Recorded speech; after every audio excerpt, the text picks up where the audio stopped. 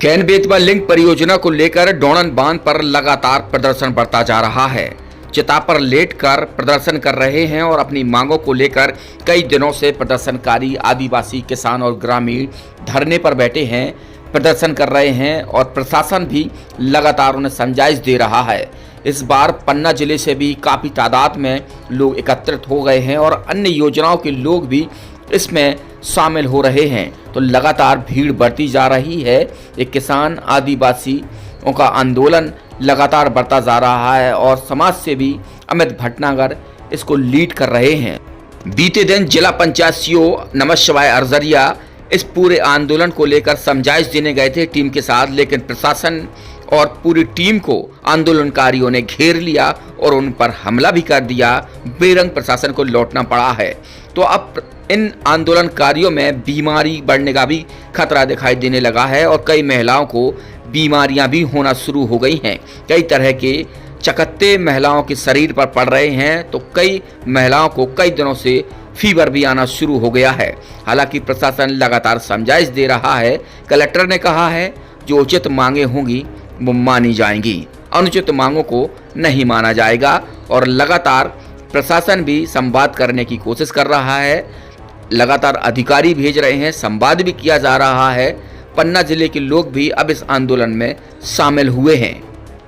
Ken Betwa link परियोजना से प्रभावित जो भी ग्रामवासी हैं पन्ना और छतरपुर जिले के, उनके कुछ लोग ढोडन के जो डैम बन रहा है केन बेतवा लिंक अथॉरिटी का, वहाँ पे इकट्ठा हुए हैं। उनके द्वारा जो मांगे रखी गई हैं भू अर्जन में अतिरिक्त पैकेज की, वो सभी मांगे भू अर्जन अधिनियम के तहत पूरी नहीं की जा सकती हैं। अगर इसके अतिरिक्त किसी की कोई शिकायत है, अगर पैकेज से छूटने की या अन्य कोई शिकायत है, तो उसके संबंध में शिकायतकर्ता हमारे ऑफिस में आके शिकायत दे सकते हैं। उनकी विधिवत जांच कराई जाएगी और उसमें नियमानुसार हम कार्रवाई करते हैं। पिछली बार भी जो आंदोलनकारी थे उनके द्वारा अपनी कुछ मांगे रखी गई थी, उनके द्वारा सर्वे में कुछ लोगों के नाम छूटने की मांग रखी गई थी। उसके संबंध में जिला प्रशासन ने नई टीम गठित करके दोबारा से सर्वे कराया, उन लोगों के नाम जोड़ने की कार्रवाई भी की गई है। अब अगर इसके अतिरिक्त अगर भू अर्जन अधिनियम के प्रावधानों के तहत ही हम मुआवजा राशि की वितरण कर सकते हैं, उसके अतिरिक्त अगर किसी की मांग होगी तो उसको पूरा करना संभव है। कल प्रशासन पर हमला भी किया गया इस तरीके से। आंदोलनकारियों के साथ निरंतर हमारा संपर्क बन रहा है, निरंतर उनके साथ समन्वय करने का प्रयास हम कर रहे हैं।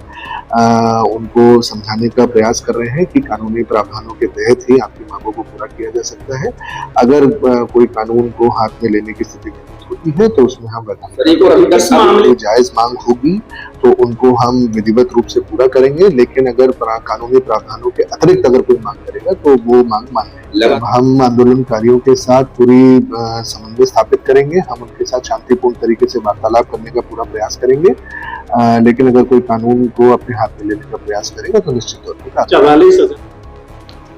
डोणन बांध पर बाहरी लोगों का प्रवेश न हो सके, इसलिए कलेक्टर ने 163 धारा लागू कर दी है और प्रदर्शन लेकिन लगातार बढ़ता जा रहा है। लोगों ने चिताओं पर लेटकर प्रदर्शन कर रहे हैं, तो वहीं प्रशासन भी समझाइश देने की कोशिश कर रहा है। जो बाहर से लोग आए हैं, जो पन्ना के लोग हैं, उनको वापस जाने की हिदायत भी दे रहे हैं। मनोज सोनी के साथ छतरपुर से पिंटू सिंह, बमीठा से रिंकू नामदेव की रिपोर्ट।